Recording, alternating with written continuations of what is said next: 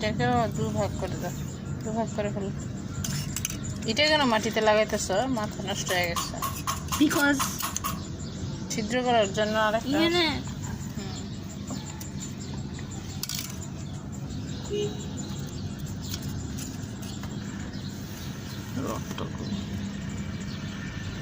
শেষ তাড়াতাড়ি, আমি এখানে বসতে পারি না।